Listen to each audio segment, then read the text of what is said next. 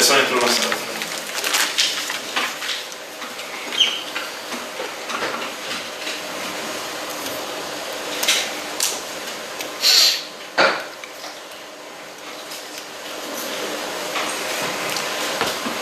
Boa noite a todos. Terça-feira, 4 de julho, 19 horas, Brasília. Já se refazendo aqui do fuso do Japão. Cara de um pouquinho cansado ainda, mas se Deus quiser está tudo sendo normalizado aqui. Na mesa temos aqui o Ernesto, o nosso ministro das Relações Exteriores, o Seif aqui, o nosso secretário da Pesca, homem do fundo do mar, o Netuno, a Elisângela, e depois está fora da tela aqui, depois que o Ernesto falar, eu acho que é uma atração muito importante, né? O nosso ministro da Infraestrutura, ministro do Transporte antigamente, né? É o nosso Tarcísio, aí, meu colega capitão do Exército, formado pela academia, concursado lá do IME e concursado também para a Câmara, mesmo? Tua cabeça aí é boa aí, não boa não, Tarcísio? Tá. Ele tem muita notícia para falar, que o Ministério que sabe como todos, né? Praticamente sem recursos, mas ele em grande parte, juntamente com o Exército Brasileiro, em especial com os batalhões de reconstrução, no qual ele já serviu em alguns deles, mostrando que está sendo feito pelo Brasil. Para aproveitar um momento aqui, até o pessoal entrar, né? Estou fazendo campanha aqui para Broas Irmã Dulce. Bem, o que aconteceu? Recebi a visita hoje de católicos, onde me convidaram para agosto, na cerimônia de canonização da Irmã Dulce. Nós respeitamos todas as religiões. É outubro? Outubro, dia 20 de outubro, lá na Bahia. Cai no domingo, a princípio nós iremos lá. Então nós respeitamos todas as religiões, e a Igreja Católica é muito grande no Brasil, e a princípio nós iremos domingo nesse evento aí da canonização da Irmã Dulce, lá no estágio da Bahia. Fonte Nova. Fonte Nova da Bahia. Obrigado, Geralino. O Geralino está acordado ali. Hoje o Geralino não está no WhatsApp não, ele está acordado ali, está ligadão ali, Geralino. Está cheio de gás, Geralino. Valeu, Geralino. E quando acorda atira nota. Na semana anterior será em... E conversando hoje com católicos aqui, né, a intenção dessas canonizações é realmente que aquela pessoa sirva de... O que ela fez, né, sirva de exemplo para quem está aqui na Terra ainda. Então, no respeito das religiões, entre elas a católica, obviamente, com toda certeza está em Salvador. E as broas, a Irmã Dulce aqui, me deixaram comigo, né, fazer uma campanha. Ela é fabricada na Bahia. O que tu achou aqui? Qual área que é? Simões Filho, na Bahia. Me disseram aqui que não engorda. Então, coisa boa. Você vai querer? Você vai querer? Você vai consumir aqui as broas de Irmã Dulce? Não engorda. Então, okay. Então vamos lá, pessoal, vamos começar aqui. Por ocasião da nossa ida a Osaka, no evento do G20, exatamente no meio do evento, aconteceu uma coisa que há 20 anos todos nós esperávamos aqui do Brasil. O acordo entre o Mercosul e a União Europeia. Tá? A participação de vários ministros nessa questão, com total liberdade, com uma equipe escolhida por eles, lá em Bruxelas, e ali foi então costurado, finalmente decidido essa questão desse acordo aí, Mercosul e União Europeia. Então uma das pessoas presentes em Bruxelas, além da ministra da Agricultura, Tereza Cristina, estava o nosso ministro Ernesto Araújo, das Relações Exteriores. Ernesto, você vai falar hoje alguma coisa, semana que vem tu vai voltar para complementar. 4 minutos para você vender teu peixe aí. Tá ótimo, tá ótimo. Presidente, então, depois de 20 anos conseguimos fechar o acordo, né? Por que conseguimos agora e não antes? Em primeiro lugar, liderança, né? Liderança do senhor e a determinação política e visão estratégica de fechar o acordo. Segundo, coordenação dentro do governo, né? O senhor mencionava o papel de todos os ministérios envolvidos, muito especialmente o ministro Paulo Guedes e a ministra Tereza Cristina, da Agricultura. A ministra Tereza Cristina fez um trabalho extraordinário de articulação aí com todo o setor do agro para permitir esse acordo. Terceira coisa, reestruturação do Mercosul, revigoração do Mercosul, desideologização do Mercosul, que antes servia para desintegrar o país do resto do mundo e a região do resto do mundo, agora serve para ser uma plataforma de integração dentro da região e com o resto do mundo. Nova visão, né? E coordenação muito especificamente com a Argentina, convergência de visões entre o senhor presidente e o presidente Macri, com uma visão muito compatível, né? O que nós temos a ganhar com esse acordo? Em primeiro lugar, mercados, né? Acesso a novos mercados para nossos produtos. Na pauta industrial, toda a abertura do mercado industrial europeu, e na pauta agrícola, setores importantíssimos para o nosso agro, suco de laranja, frutas, café, carne bovina, açúcar, etanol, frango, tudo isso com acesso, passa a ter acesso preferencial ao mercado europeu, colocando a gente em condições muito melhores de concorrência. Além disso, barateamento de custos, porque em toda a estrutura econômica vai haver acesso a insumos e serviços mais baratos que virão da União Europeia, melhoria da competitividade geral. E atração de investimentos, né? Porque os investidores internacionais querem se posicionar em países que têm acordos onde eles possam ter parte da sua estratégia produtiva. Hoje em dia é muito raro um produto que seja produzido inteiramente num só país, né? Tudo é uma cadeia global de valor, onde é preciso que uma parte daquela cadeia, para que uma parte daquela cadeia esteja em cada país, é necessário que eles tenham acesso preferencial a outros mercados para se estruturar. O Brasil estava fora dessas cadeias globais de valor porque não tinha acordos significativos. Agora temos uma economia de maiores proporções, como a europeia, e isso vai ser também um começo, né, da criação de uma rede de acordos comerciais muito relevantes do Brasil, do Mercosul com o resto do mundo. O Brasil pode passar a estar no centro dessa estruturação das cadeias globais de valor, né? O Brasil se torna muito mais atraente, isso acho que é fundamental, como parceiro negociador, não só da União Europeia, mas de todo o resto do mundo, né? Então, diante dessas vantagens, vamos fazer tudo para que o acordo entre em vigor o mais rapidamente, depende de todos os parlamentos europeus e dos nossos parlamentos aqui do Mercosul. Vamos tentar que, dentro do Mercosul, a gente tem um arranjo para que possa entrar em vigor assim que for aprovado em cada um dos 4 parlamentos do bloco. Do lado da União Europeia não é possível essa entrada individual, mas do nosso lado é possível. Vamos trabalhar para que isso possa ser feito dessa maneira, para que essas vantagens comecem a resultar o mais rapidamente possível. Mas, mesmo antes da entrada em vigor do acordo, que deve levar algum tempo, já estamos começando a detectar impacto muito positivo em termos de atração de investimentos, porque, como eu dizia, os investidores já enxergam o Brasil de uma maneira completamente diferente e já vão começar a se posicionar aqui em função desse acesso preferencial que nós ganhamos ao mercado europeu. Aproveitar aqui, né, você pode falar uma coisa simples aí, né? Tem muita coisa para falar sobre o Mercosul. Petrolina, entrou de Pernambuco, ali a economia local é basicamente a fruticultura, que é exportada para o mercado europeu de avião. E tinha uma barreira lá, se não me engano, de 20% o preço dessas frutas. Vai zerar isso daí. Vai zerar. E teve comigo conversando há 2 semanas o prefeito de Parnaíba, Monsanto, e ele quer estimular a fruticultura também lá no Piauí, lá em Parnaíba. Então vocês podem ver, essa região mais próxima da zona do Equador, região Nordeste, as frutas são mais saborosas, tem uma aceitação muito melhor no mercado europeu. E com essa não mais taxação, com toda certeza, né, certamente, a fruticultura falará mais alto na economia da região do sertão nordestino. Então, parabéns aí ao prefeito de Petrolina, que vai ganhar com isso aí. Ele é filho do senador Fernando Bezerra, se não me engano. Está aqui o nosso líder aqui no Senado, e lá na Paraíba, Piauí, meu exame, desculpa aqui, no Piauí, Paraíba, com o prefeito Monsanto já saindo na frente. Parece até que ele estava sabendo que o acordo do Mercosul ia sair e já está tomando a dianteira aqui via irrigação, o recurso que veio pedir para nós aqui, é estimular a fruticultura na sua cidade. Deixa para a semana aqui meu resto? Perfeito. Então aqui, obrigado Ernesto. O nosso aí, não vou dizer Pelé não, o nosso Garrincha, né? Um pouquinho, abaixar um pouquinho. Pelé foi a Teresa Cristina. Tá certo. Não, Garrincha já você é o Garrincha e o Newton Santos ali foi o Paulo Guedes. Tá certo? Bem, passar um pouquinho agora aqui, dispensar aí o Ernesto. Obrigado, Ernesto. Rapidamente, 2 assuntos rápidos aqui com o Safe, né? Que é o nosso secretário da Pesca. Inclusive ele estava olhando as broas aqui e falou que vai lançar broa de tilápia.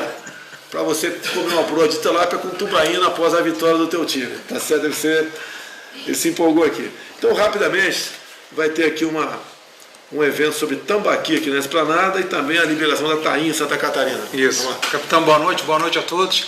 Pessoal, numa ação de incentivo ao consumo do peixe também amazônico, peixe brasileiro, como o pessoal estava meio ciumento, que a gente só estava falando de tilápia, então nós fomos lá em Rondônia, através de uma iniciativa do Ministério aqui da Agricultura, nossa Secretaria de Pesca, o governador Marcos Rocha e o governador aqui do DF, Ibanez Rocha, nós vamos fazer o primeiro tambaqui na Esplanada, né? Serão 4.000 bandas de tambaqui, aproximadamente 6 toneladas de peixe, para doado para votar nessa aí. Com certeza. Melhor do que tilápia. Você está melhorando. Não, melhor não. Depende do gosto, capitão. Então, pessoal, o peixe amazônico tem as suas propriedades, um peixe 100% brasileiro e muitos brasileiros não conhecem. Então, através dessa iniciativa, marca na sua agenda, dia 7 de agosto, Esplanada dos Ministérios, venha comer conosco, o capitão já falou que vai estar presente, já bloqueamos a agenda dele, ministra Tereza Cristina e diversos ministros aqui, colegas nossos, vão estar lá em frente à Esplanada dos Ministérios, aqui em frente ao Ministério da Agricultura, na primeiro tambaqui na Esplanada. E o segundo assunto, parabéns a toda a nossa Santa Catarina, a minha Santa Catarina, né? Que nós conseguimos aí através de uma ação da Advocacia Geral da União, parabéns aí ao ministro André Mendonça e também ao conjunto do Ministério da Agricultura, depois de um rally judicial, conseguimos liberar a pesca da tainha na safra de 2019. Então, parabéns aos pescadores, parabéns a Santa Catarina, nós sabemos, né, eu sou morador de Santa Catarina, apesar de carioca, e nós sabemos a importância cultural da nossa tainhada, da tainha recheada, da ova da tainha, que é o nosso, o principal... É a ova brasileira, né? É a ova da tainha, é a nossa ova de esturjão, como é que é o nome? É o caviar brasileiro. Então, parabéns a Santa Catarina, aos pescadores que a partir de amanhã poderão pescar aí a sua tainha. Era isso, capitão. Ele vai voltar em cena daqui a pouco, hein? Sim, senhor. Vamos passar aqui para a ponta direita de vocês, né? E o nosso ministro Tarcísio da Infraestrutura, tem 3 pequenos blocos com ele. Ele vai falar agora sobre o projeto de lei que nós enviamos à Câmara, que mexe no Código Nacional de Trânsito, e o que de bom seria, então, né, esse projeto, uma vez aprovado na Câmara e sancionado por nós, o que de benefício traria à população, em especial na Carteira Nacional de Habilitação. Tarcísio, vamos lá, Tarcísio. Bom, presidente, a gente está tentando cumprir a risca a determinação que o senhor nos deu de facilitar a vida do cidadão, de tornar a vida mais barata, mais simples, e a gente sabe a importância, principalmente da carteira de motorista, para uma série de profissionais. A carteira de motorista é a carteira de trabalho. E por isso foram feitas algumas propostas de modificação do Código Brasileiro de Trânsito que estão consubstanciadas no projeto de lei 3267/2019. A gente já tem mantido uma agenda de conversas com os parlamentares que estão apreciando esse projeto de lei e ele traz coisas muito importantes. Basicamente, a ampliação do limite de pontos para a perda da carteira, para a suspensão do direito de dirigir. Observe que 2/3 das penas do Código de Trânsito são penas gravíssimas. Então é muito fácil um motorista atingir o limite de pontos que daria e seja então a suspensão do direito de dirigir. Nós estamos mudando isso, então estamos ampliando o limite de 20 para 40 pontos. Observe que os Detrans hoje não conseguem estabelecer os processos de suspensão de direito de dirigir com 20 pontos. Os Detrans estão abrindo com 40, com 50, até com 70 pontos. Então isso, a gente está trazendo a realidade e trazendo segurança jurídica para esses profissionais. Então, é muito importante, porque perder a carteira significa perder o emprego. A gente está trazendo a realidade para isso. Se a pessoa hoje parar o carro no lugar errado, se ele não transferir o carro de propriedade em 30 dias, ele perde pontos na carteira. Então essa ampliação vai atingir em cheio os profissionais do volante. Agora observe, isso não é indulgência para os mal-condutores ou para aqueles que põem em risco a vida dos cidadãos. Que, por outro lado, aquelas infrações graves que comprometem a segurança, como a embriaguez, o racha, elas estão tendo os processos de suspensão de direito diminuídos em termos de instâncias. Atualmente são 6 instâncias para que a gente possa punir o infrator. Nós estamos reduzindo isso pela metade, estamos reduzindo isso para 3 instâncias. Então isso é uma coisa muito importante. O prazo de validade da carteira vai aumentar. Então a ideia é que passe a ser a cada 10 anos para pessoas com idade igual ou inferior a 65 anos, isso porque não há razão orgânica para a gente fazer prorrogações de carteira a cada 5 anos. E as prorrogações com 5 anos vão se dar a partir da idade de 65 anos. Então a gente está levando em consideração a própria saúde do cidadão, ou seja, pessoas mais novas, né, não perdem condições orgânicas de dirigir com 5 anos. E uma coisa importante, a gente está acabando com a exclusividade do exame de direção, do exame de saúde. A finalidade disso é fazer com que o cidadão possa fazer o exame em qualquer clínica, no hospital militar, no SUS, no plano de saúde, e isso tem por objetivo diminuir custo. Então são questões muito importantes que estão envolvidas aí nesse PL de trânsito.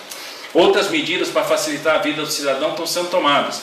Nós acabamos com a obrigatoriedade do uso do simulador, por exemplo, porque não há nenhum estudo que comprove a eficácia do simulador no que diz respeito à formação do condutor, a melhora da formação, a diminuição do número de acidentes. É custo, então nós estamos eliminando também. Quem quiser fazer o simulador, vai fazer, mas não vai ser mais obrigatório. Vários centros de formação de condutor não vão ter mais a obrigatoriedade de comprar esses equipamentos, comprar software, comprar hardware, e a vida também do cidadão vai ficar mais barata. Acabamos com o Registro Nacional de Transporte Rodoviário de Carga, aquele plástico que ficava lá colado no caminhão e que o caminhoneiro era obrigado a adquirir. Então isso também deixou de existir, economia de 200, 300, 400 reais. Então cada economiazinha dessa, a economia da carteira de motorista vai chegar a 300, 400, vezes 600 reais, dependendo do Detran. Então isso realmente vai facilitar a vida do cidadão. Aprovamos na semana passada a resolução do CONTRAN, que vai tratar da nova placa. Era um problema que nós tínhamos. A nova placa vai ter este modelo, é um modelo que tem hoje vai passar a ter 4 caracteres e 3 números, e a finalidade é aumentar a quantidade de combinações. Vão ser 450 milhões de novas combinações possíveis. Isso vai fazer com que a gente não precise mais trocar o padrão de placa durante muito tempo. Ela vai ter um controle do processo produtivo, isso vai dificultar a clonagem, ela vai possuir um QR Code, então a gente vai ter tecnologia que vai substituir os atuais lacres. Estamos simplificando as regras de credenciamento de fabricantes e estampadores, isso vai diminuir o custo, porque vai aumentar a competição. Então vários estampadores vão poder se credenciar, as placas vão sair mais baratas e mais. Ninguém vai ser obrigado a botar placa nova. Aqueles veículos que já estão emplacados na placa antiga vão permanecer com a placa antiga. Ninguém vai ter que trocar a placa. Não vai ter mais um município na placa, ou seja, o cidadão vai mudar de cidade e não vai precisar adquirir uma placa nova. Então também são medidas que vão, além de aumentar a segurança, dificultar a clonagem, vão diminuir o custo do cidadão. E para terminar, presidente, nós vamos aí ter alguns eventos importantes, tem obras aí muito importantes que estão acontecendo. Em agosto a gente assina um contrato da Ferrovia Norte-Sul, que é um marco, é a retomada do transporte ferroviário de carga no Brasil. Vamos ter aí containers, carga geral, commodities circulando do sudeste para o centro-oeste até o porto de Itaqui no norte e vice-versa. Então nós vamos começar a mudar a nossa matriz de transporte. Faremos uma visita a 163 Pará, que está andando bem, o Exército Brasileiro está fazendo um excelente trabalho, já pavimentou 10 quilômetros agora no mês de junho, pavimenta mais 8 em agosto. Vamos inaugurar 15 quilômetros de duplicação na 381 Minas, é a BR que mais mata gente. Né? Vamos liberar 47 quilômetros de duplicação na 116 Rio Grande do Sul e inaugurar o aeroporto de Vitória da Conquista, aeroporto feito aí com recursos federais, é o maior investimento do governo federal na aviação regional do Brasil, que estará pronto também para fazer o voo inaugural agora no mês de julho. E por fim, dizer que apresentamos agora, semana passada nos Estados Unidos, o nosso programa de concessões. Ele chamou a atenção dos investidores internacionais, dos investidores americanos, por se tratar de um programa que está muito bem estruturado. Os investidores disseram que os riscos estão muito bem endereçados e a gente está falando do maior programa de concessões de infraestrutura do mundo. Então, essas são as notícias de hoje, presidente. Só para dar um complemento aqui, eu estou com 64 anos, então até 65, 10 anos, então não é em causa própria. E do mais que eu não posso dirigir, né? Até o final do mandato eu não posso dirigir por questões óbvias. Né? Isso... Você que a cada 4 anos, a cada 5 anos, perdia praticamente um dia na sua vida para retirar a carteira, se você fosse esperto, né? e tivesse uma pechada às vezes para fazer todos os exames ali necessários. Você agora vai gastar o equivalente a meio dia em 5 anos, ou esse um dia você vai gastar a cada 10 anos. Faltou uma coisa, Tarcísio, você tem que fazer exame médico a cada 10 anos também, né? Como é que fica isso aí? Na verdade, a carteira não tem validade. O que tem validade é justamente o exame. A gente vai fazer esse exame a cada 10 anos. Isso porque as pessoas estão vivendo mais, elas têm mais saúde, não faz sentido obrigar a pessoa a cada 5 anos estar renovando o exame de saúde. Não há perda orgânica, não há perda de acuidade visual num prazo de 5 anos até determinada idade. Então, a partir dos 65 anos, esse exame passa a ser a cada 5 e até lá, então, são a cada 10 anos. Lembrar que isso já foi assim no Brasil. Antigamente, se tirava a primeira carteira e ia se fazer a primeira renovação com 40 anos de idade. Então, de certa forma, a gente está retomando. E eu, capitão do Exército, posso ir no Hospital Central do Exército fazer o meu exame de saúde lá? Com a aprovação do projeto, o senhor vai poder fazer no Hospital Central do Exército, o senhor vai poder fazer no SUS, o senhor vai poder fazer no plano de saúde. Mais uma economia. Então a carteira de motorista ela vai cair o valor e bastante, a renovação também. É isso que nós buscamos com esse nosso projeto aqui. A questão das placas, deixar bem claro aqui, nós temos 2 placas em vigor, a antiga, todo mundo sabe, né, que está aí, e essa nova do Mercosul. Então, os estados onde começaram a fazer essas placas, os carros continuarão com essa placa. A terceira placa não vai ser obrigado a fazer. Carros novos vão sair com essa terceira placa e, por um motivo qualquer, caso você queira, por livre e espontânea vontade, mudar de placa, não tem problema nenhum. Não vamos impor nenhum gasto a você, contribuinte. Essa foi a intenção principal dessa iniciativa aqui do ministro Tarcísio, tá certo? Então, eu acho que, com todo respeito, eu acho que o povo reclamou com razão e agora, com essas medidas adotadas pelo Tarcísio aí, além de economia, uma desburocratização, uma facilidade para todo mundo aqui, quando comprar seu carro, quando tiver que trocar a placa dele, do que depender de nós, aí essa placa vai morrer com o seu respectivo carro. E ele falou também de obras, eu fechei com o Tarcísio, acho que em agosto talvez, a gente vai na BR-163, começou com o Prente Geisel, começou com o general e vai terminar com o capitão. Mas vamos lá, se Deus quiser, mas vamos levar o general Helena, para ter certeza que ele vai participar dessa completo asfaltamento aí da BR-163, que tão importante é para escoar aí o que se produz na região centro-oeste, beneficiando aí que estados, Goiás, Mato Grosso do Sul, Goiás, Tocantins. Tá certo. Vamos voltar aqui pro safe aqui, ó. O homem aí do churrasco de tilápia com tubaína. Vamos lá, estamos aqui. Semana do pescado e questão do defeso, arrecadamento de defeso. Pessoal, muita gente tem perguntado se aquela questão do autodescadastramento tem dado efeito. Então, já é uma entrega para a sociedade. O Brasil já está economizando 6 milhões de reais por ano das pessoas que já descadastraram depois que nós anunciamos aqui essa questão do número de fraudes e tal. E o pessoal está perguntando sobre o recadastro nacional. Nós atrasamos um pouquinho porque existem questões legais pertinentes e a partir de agosto, então, será feito o recadastro nacional, como muita gente tem perguntado.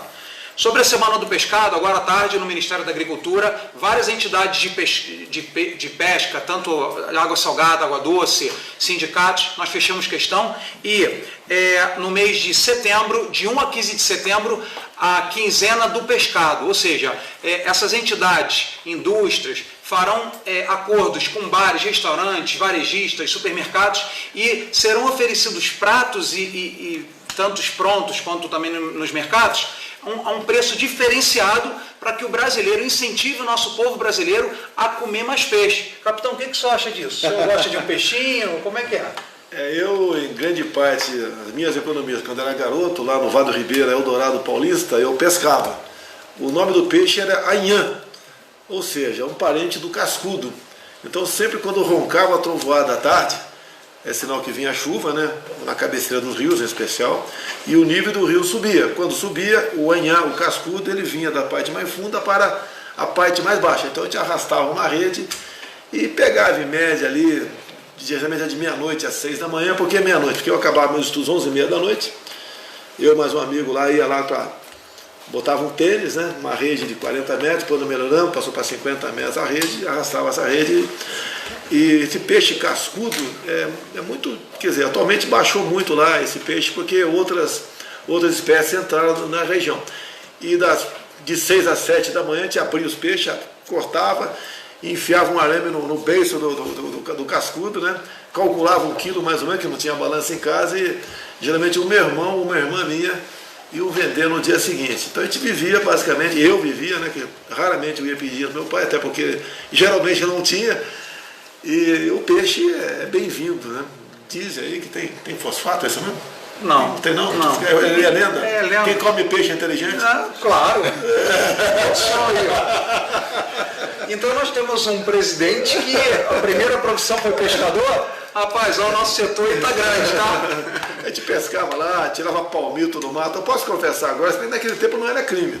Inclusive eu tive essa semana, que eu espero botar um pequeno vídeo, com um homem de 93 anos chamado Jorge Alves de Lima. Olha só a coincidência, né? Eu morei na fazenda por 2 anos, meu pai administrou uma fazenda e também era peão, não era só administrar não. Fazenda Quirongosa, em Eldorado Paulista. E eu lembro perfeitamente, uma das coisas que se plantava lá, além de banana, era milho. E naquele tempo, para você cortar o milho, você não tinha que chegar lá na plantação e pegar esse pico, tinha que quebrar o milho. Você botava um saco de estopa no braço e eu, com 9, 10 anos de idade, quebrava milho na plantação, e 4, 5 dias depois, com o sol, você ia colher o milho. Olha só, trabalhando com 9, 10 anos de idade na fazenda, não fui prejudicado em nada. Quando um moleque de 9, 10 anos vai trabalhar em algum lugar, tá cheio de gente aí, trabalho escravo, não sei o quê, trabalho infantil. Agora, quando está fumando um paralelepípedo de crack, ninguém fala nada. Tá certo? Então o trabalho não atrapalha a vida de ninguém. Fique tranquilo que eu não vou apresentar nenhum projeto aqui para descriminalizar o trabalho infantil, porque eu seria massacrado. Mas quer dizer que eu, meu irmão mais velho, uma irmã minha também, um pouco mais nova, com essa idade, 8, 9, 10, 12 anos, trabalhava na fazenda, trabalho duro. Inclusive esse Jorge Alves de Lima, que era o dono da fazenda, pô, depois com 10 anos, né? 64 menos 10, 54 anos depois, encontrei em São Paulo. E conversamos algumas coisas, foi muito bacana. Eu aprendi a dirigir, inclusive, em 2 tratores, né? Um Valmet e outro Massey Ferguson da fazenda. Olha, com 9 anos de idade dirigindo. Eu arava, inclusive, com 9 anos de idade. Você vai falar irresponsabilidade. Nada, pô. Eu atirei jovem também, não tinha problema nenhum, tinha uma espingarda lá, o velho, quando ia para o meio do mato, eu metia fogo, atirava, sem problema nenhum. Hoje em dia, tanto direito, tanta proteção, que temos uma juventude aí que sabe que uma parte considerável não está na linha certa. Então, o trabalho dignifica o homem, a mulher, não interessa a idade. Agora, naquela época, o professor tinha como exercer a sua autoridade em sala de aula. Então, aí de você, se levasse uma bronca do professor ou professora, que a maioria era um professor naquela época, e teu pai ou tua mãe ficasse sabendo. Em casa não era bronca não, o pau cantava. Tá? E a juventude nossa está aí. Tá? Crescemos, meu pai e minha mãe teve 7 filhos, sem problema nenhum, e saudades daquela época onde você tinha muito mais deveres do que direitos. Hoje você só tem direito e dever quase nenhum, por isso nós afundamos cada vez mais. Ernesto, uma coisa mais sobre vou voltar para você, não? Sobre o Mercosul. Está pegando o Ernesto aí a máquina, não? Sim. Está pegando. Mais uma coisa aí, Ernesto, você lembrou? Mencionar também que esse acordo com a União Europeia vai acelerar certamente também a nossa entrada na OCDE, né? Que já está praticamente tudo acertado, só falta os finalmente.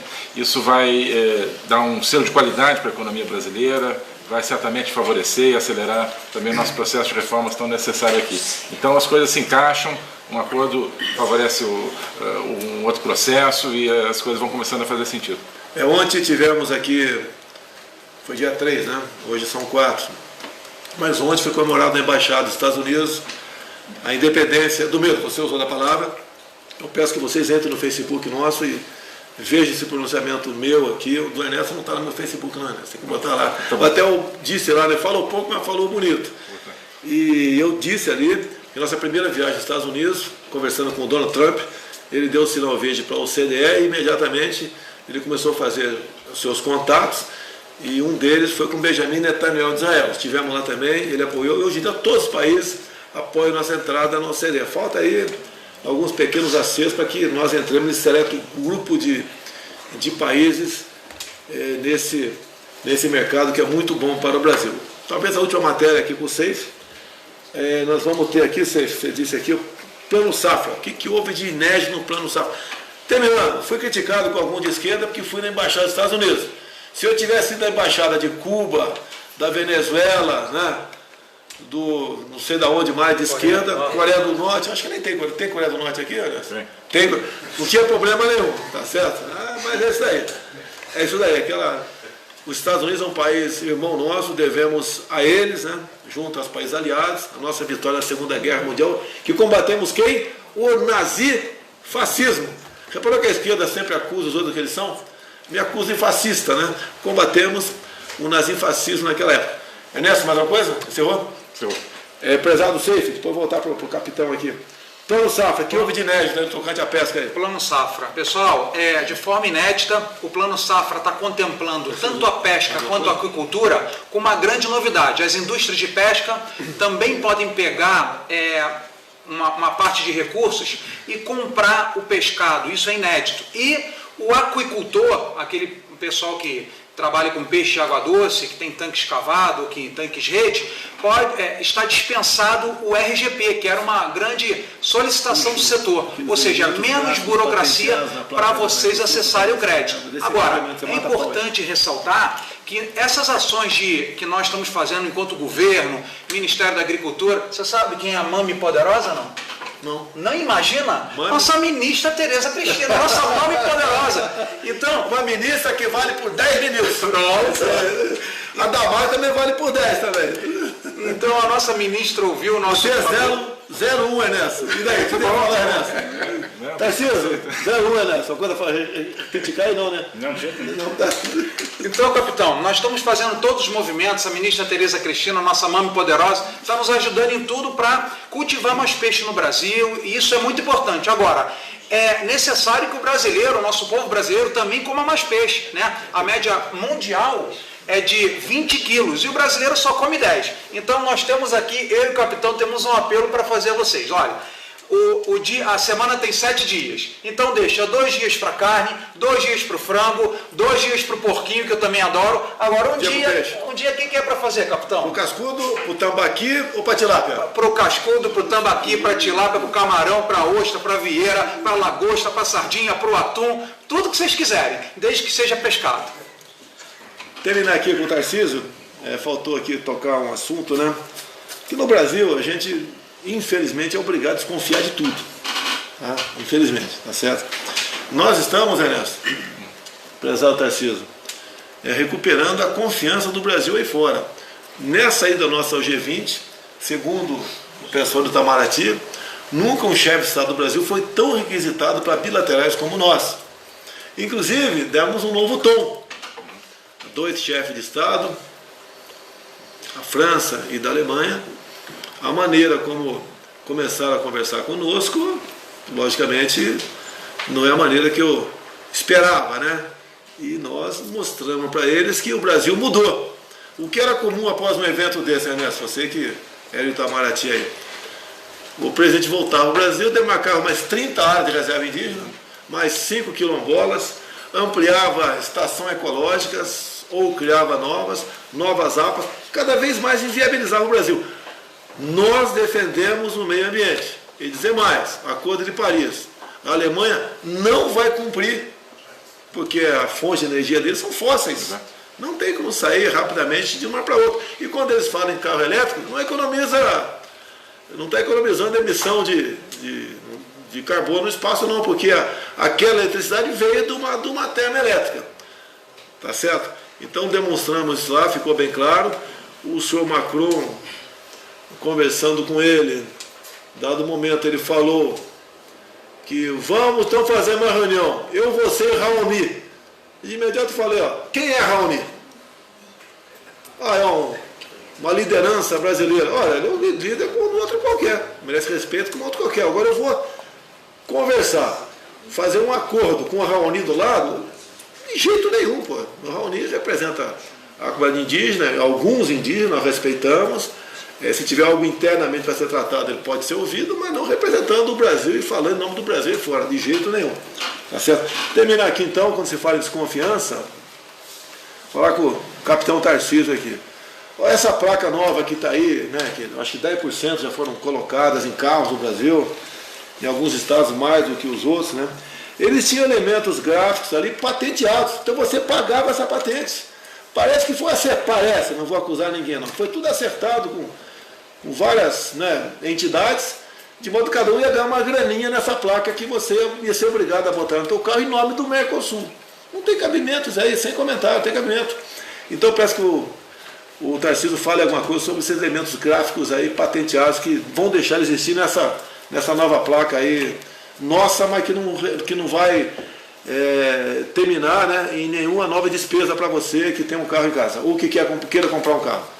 É isso, presidente. A gente tinha na placa 2 elementos gráficos patenteados, ou seja, a cada placa emitida ia ter um custo de licença, de royalty para aquele detentor da patente daquele elemento gráfico. Isso é completamente absurdo. Nós eliminamos esses elementos gráficos de maneira a tornar a placa mais barata. Então a placa tem todos os elementos de segurança, tem toda a rastreabilidade, tem toda a tecnologia, mas sem pagar royalty para ninguém. Então o custo, na verdade, vai se assemelhar às placas de hoje e até cair, porque nós estamos acabando com o monopólio de estampadores. O mercado vai ser completamente aberto, quem quiser entrar no mercado, vai entrar no mercado, nós vamos rastrear todo o processo de fabricação, mas sem elemento gráfico, sem nada que onere o consumidor. Então o nosso foco, no final das contas, é o consumidor. Prezado Tarcísio, muito obrigado. Elisângela, Seif, Ernesto, e a última mensagem a vocês aqui. Nós respeitamos, como democratas, todas as instituições do Brasil. Mas tem algo que é muito mais importante que qualquer instituição. É você, povo brasileiro, a quem nós devemos lealdade. Muito obrigado a todos. Brasil acima de tudo. E Deus acima de todos. Valeu, pessoal.